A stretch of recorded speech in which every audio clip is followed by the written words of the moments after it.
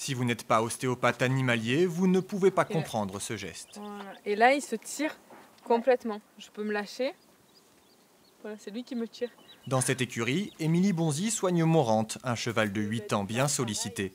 Randonnée, saut d'obstacle, le risque de se blesser est bien réel. Quand je sens que mon cheval, quand tu le montes, il est un peu plus raide ou il a du mal à engager ses postérieurs ou je le sens pas comme d'habitude, là du coup je l'appelle et de suite après ça va beaucoup mieux et on voit la différence. Comme l'être humain, différents mouvements peuvent être source de blocage, causés et remarqués par les cavaliers. D'accord, super.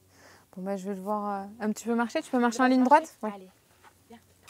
Titulaire d'un diplôme d'ostéopathe animalier depuis plus de 2 ans, s'il te plaît. cette professionnelle ne se substitue pas au vétérinaire, mais le complète. Alors le vétérinaire, il est là pour prévenir des maladies, mais aussi au niveau chirurgical, il intervient sur les animaux.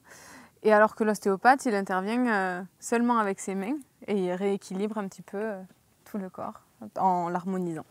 Manque de fluidité au niveau du sacrum, comme le cavalier, tout est vérifié. Et il mange comment, disons?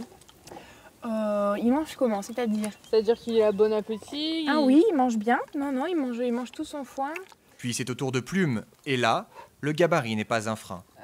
C'est des différentes techniques, mais c'est pas plus compliqué. Sur les chevaux, on agit beaucoup par couple de force, par bras de levier, alors que du coup, sur les chiens, pas besoin. Finalement, pour moins d'100 € d'euros, nos amis les bêtes ont droit aux mêmes attentions que l'homme.